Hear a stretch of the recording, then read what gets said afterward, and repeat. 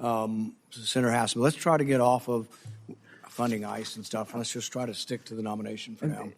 I appreciate that, Mr. Chair. I do have to take a moment because during my first round of questions, I discussed the current impasse we find ourselves in over ICE reforms and DHS funding, and I didn't speak clearly, so I just do need to clarify my comments now. ICE already has significant funding right now for the President's budget bill, from the President's budget bill last summer, which provided the agency with several times more money than its annual budget and gave ICE broad discretion about how to use that money. That means that the partial shutdown that we have right now has nothing to do with whether ICE has the usual levels of funding it needs to operate, since the agency already has many times its annual budget. It's about, instead, the need for policy reforms to help ensure that ICE operates using the same kind of standards that state and local law enforcement in New Hampshire and around the country uphold every single day. Now, Senator Fetterman was right earlier when he pointed out that this shutdown is impacting other parts of DHS that handle cybersecurity and transportation security and other critical functions. We need to resolve it right now, and as Senator Peters just described, we have been pushing to do that in the ways that the minority can. We need to reach agreement on ICE policy reforms or by funding the rest of the department while we continue to negotiate on those reforms, something I strongly support, but unfortunately Republicans have blocked. The reforms to ICE are critical. DHS is supposed to be prioritizing the removal of dangerous and violent criminals. Instead, we've seen DHS agents assault and even kill American citizens while wearing masks, seeming without accountability. So now this is the question. Senator, if a masked ICE or other DHS agent kills an American citizen, should local law enforcement be allowed to investigate and hold that agent accountable? Unfortunately, local law enforcement isn't supposed to be investigating federal. That's what DOJ and FBI is for. Now, we will communicate with local law enforcement, but that's not their job. FBI, it's just the same thing if in most municipalities, if there's a fatality shooting, there's another agency that oversees them. And in this case, it'd be the FBI who is set up inside the DOJ to investigate those. So you've answered no, and your answer would make ICE unaccountable, and that endangers not just the rule of law, but also the security of all Americans. I wanted to get to one other question. During the past year, DHS leadership cut CISA's expert workforce by nearly a third. Meanwhile, adversaries and criminal syndicates are accelerating their cyber attacks against the United States. How do you plan to restore DHS's cybersecurity force and better secure our critical infrastructure from cyber attacks? Man, we've got to recruit the right people, but the best and brightest individuals in those areas. I know the University of Tulsa has a great program.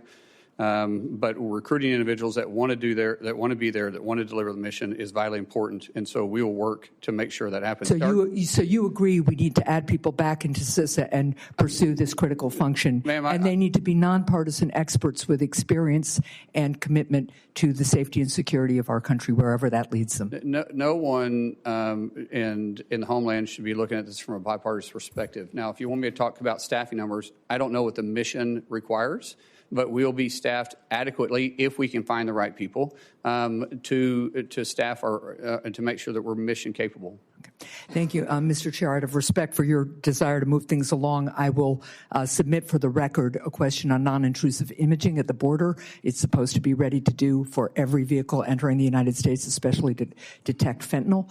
And I'd like your answer on that and a couple of other questions as well, but I'll submit those for the record. Thank you. Without objection. Senator Langford. Thank you. We talked before about just trying to get information on time and such. In the transition that happened between the Biden administration and the Trump administration, data fell behind, and it fell really behind. It was one of my complaints that I had with Mayorkas that was sometimes 2 or 3 weeks late on releasing normal data information, just how many encounters were happening at the border, how many arrests, some of those things on it. Last year, it wasn't weeks late. It was months and months and months late on getting data out. DHS has a really good story to tell. There's a lot of good things that are happening there, but my concern is that social media and some of the examples are coming out just to tell the story, and DHS is not able to actually tell the story. And quite frankly, we've asked DHS several times, hey, give us more information, more data on this. One of the things I'd love to know is just, you've been one of us for a long time in this. You know the importance of oversight and what that means on this, to be able to get data to members of Congress and to the American people. And so, quite frankly, we can see the story as well. So I'm not asking for a pledge because I already know your heart on that, but want to just be able to open that up on how we can actually get more data and information.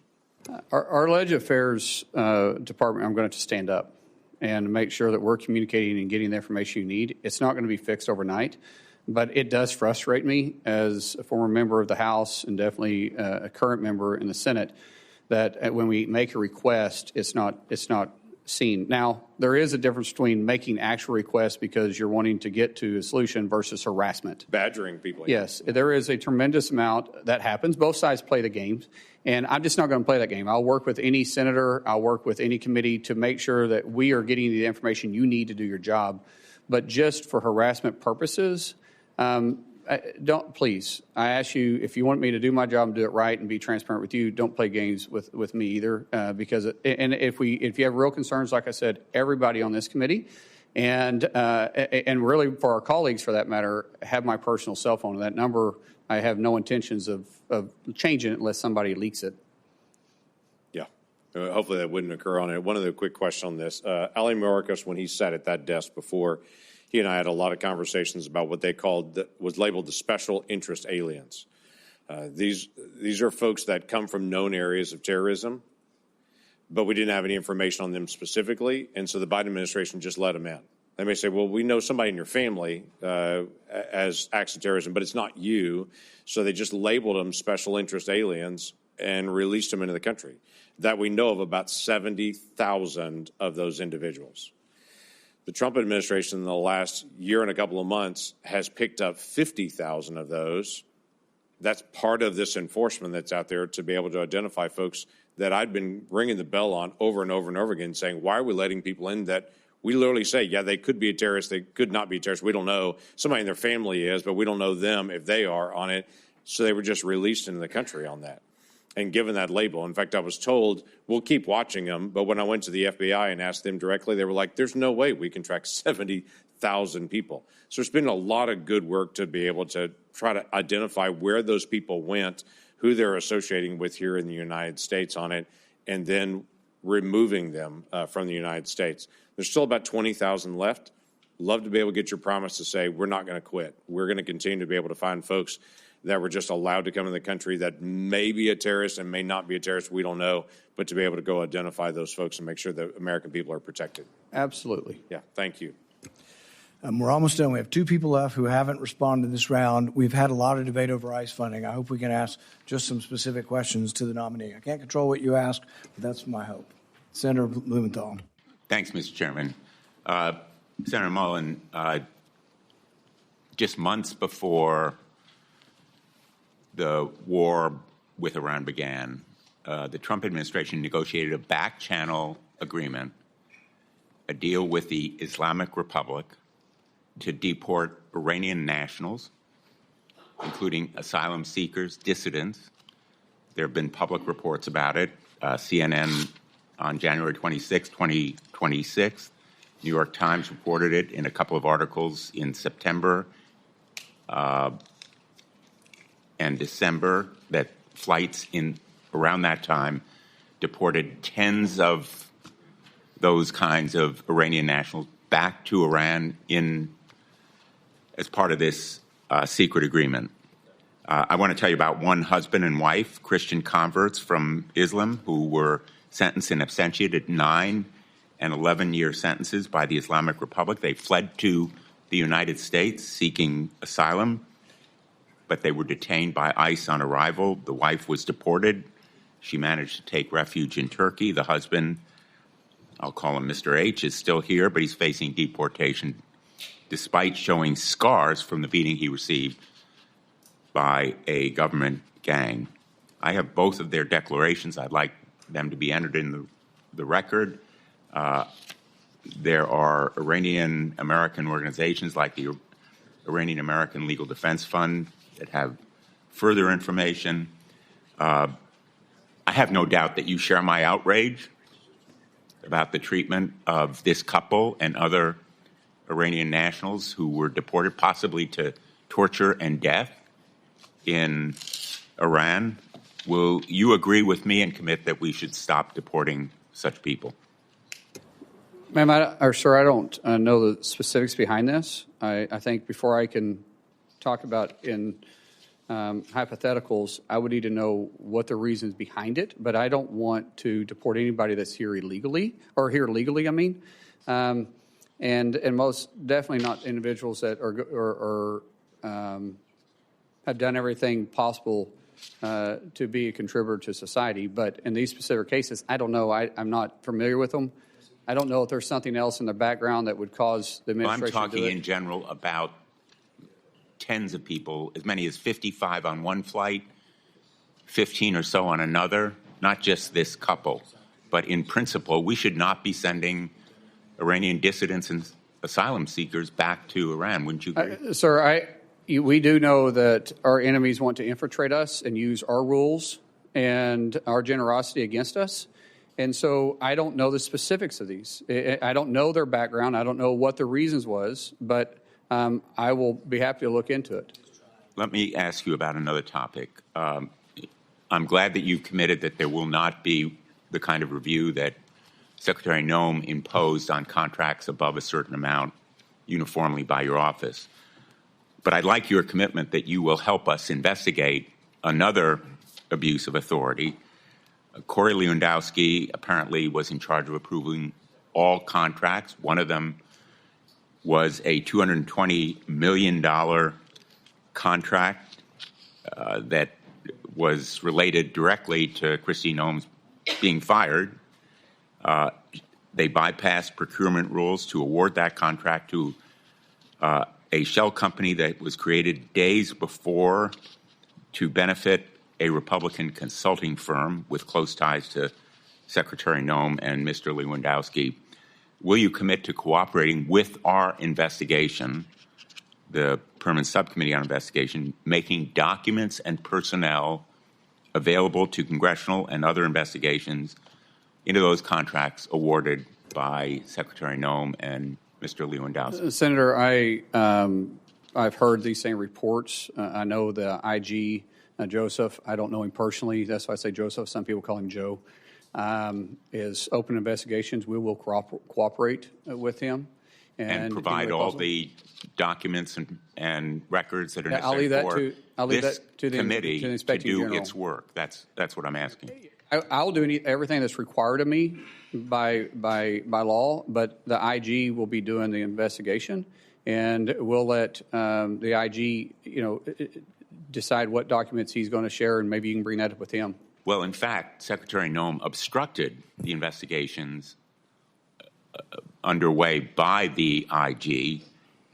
In fact, in at least 10 investigations, they were the subject of a letter from the IG. Are you committing to immediately begin restoring the department's working relationship with the IG? If confirmed, absolutely. I will do everything required of me by law and the policies that you guys give me. There won't be any gray area with me. We want to have a good relationship with the IG. He's got a job to do, and every other agency that's underneath DHS. And you'll cooperate with the committee in providing those. Sir, I've everything that is required of me to report, and anything that you want the IG to do, that's between you and the IG. Senator Mullins, I don't think I need to tell you that the American people have been appalled and angered by what they've seen in the excessive use of force. We've had hearings before the Permanent Subcommittee on Investigation that have shown Aliyah Rahman, a woman suffering from traumatic brain injury, yanked from her car in Minneapolis, dragged by her arms, leading both of her shoulders to be torn. Javier Ramirez, a father of 4 from California, detained for 4 days and refused medical treatment for his diabetes. We documented these abuses in a report that we issued and in hearings that we conducted. One of them was Marimar Martinez, who was on her way to donate clothing at a local church when she came across agents in an unmarked car. Agents sideswiped her car. 3 masked agents in camouflage stormed out, and one of them pulled out his gun and fired at her moving vehicle, hitting her 5 times. And the agent then bragged about it. He bragged about it in a text. He said, I have an MOF, I won't detail it. I fired 5 rounds and she had 7 holes. Put that in your book, boys. Shouldn't we be disgusted by an agent that fires at a U.S. citizen, no criminal record? She was charged. Senator Blumenthal. The charges were dismissed. Wouldn't you agree with me that that agent should not be carrying a firearm? I'm not familiar with the investigation, sir, and I don't know if the investigation is completed. As Secretary, I'm sure I'll be briefed on this. All right. Time's expired. I know these are important issues, but we just have to move on. We're going to finish up with Senator Kim, then we're going to make a statement that hopefully can be agreeable for a meeting later. Senator Kim. I'll be concise here, Chairman. Senator, there's just a couple last things here. A couple weeks ago, we had a hearing here, and I was engaged with the head of USCIS, and I raised an issue that happened in San Diego of spouses of military members and veterans. They were going in to get interviewed for a green card and were arrested upon their arrival. I just wanted to get your reaction to that. Is that the kind of behavior you think is acceptable? Excuse me, repeat that again. It was spouses of military service members as well as veterans. Their spouses were going and for the purposes of a green card interview, but were at that point detained and arrested on arrival. I haven't heard about this. I've heard of different reports, Senator, and if people are going through the process and trying to obtain it legally, because we do have naturalization ceremonies Monday through Friday in this country, everywhere. We're going to continue working with those individuals. I don't know the circumstances. I don't know. I'll pass you the details, but it's something that we can talk through. But just in general here, I guess what I'm just trying to get a sense from you is what do you think is appropriate in terms of ICE agents being able to operate? For instance, do you think it is okay for them to operate and arrest people at hospitals? Sir, I will always support my law enforcement doing their job. I don't know the circumstances. If it's a felony warrant that the person's at a hospital, then they'll go pick up the felony warrant, just like local law enforcement does the same thing.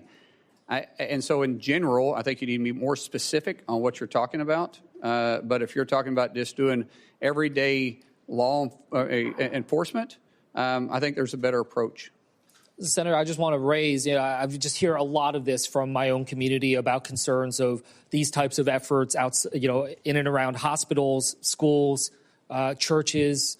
These are things that I hope we can engage on. I know you talked about it with one of my colleagues about polling sites, but these are important discussions, and we don't have clarity on what we are expected to see, and it's causing just an enormous amount of concern and challenge within our communities. Well, Senator, I don't understand what the concern about enforcing immigration at polling places is anyways, because honestly, if you're not a citizen, you shouldn't be voting anyway. So technically, there shouldn't be any illegals at the polling spot.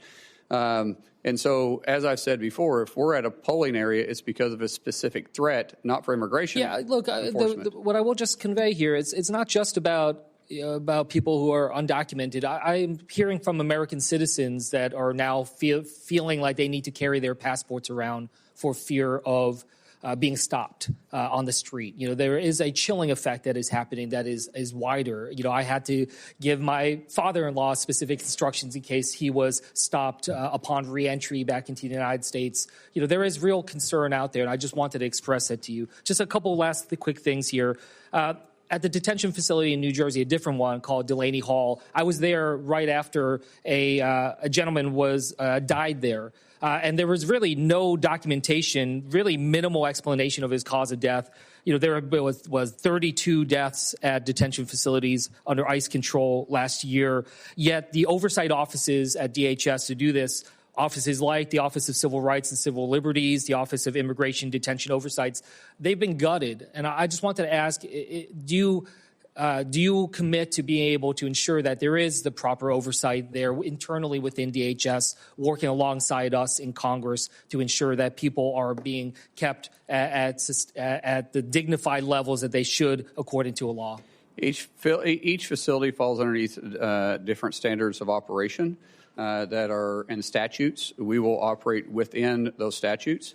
Everybody deserves to be treated with a dignified hand, and we will follow those procedures that are set for those facilities particularly. Well, I hope to work with you on that if you're confirmed, because we need to make sure we have that oversight, as we have not been able to see it. And in fact, some of our efforts have been impeded because we have not been able to have visitation at some of these sites, and I hope that that's something you will support us to be able to have. One last thing I just wanted to raise.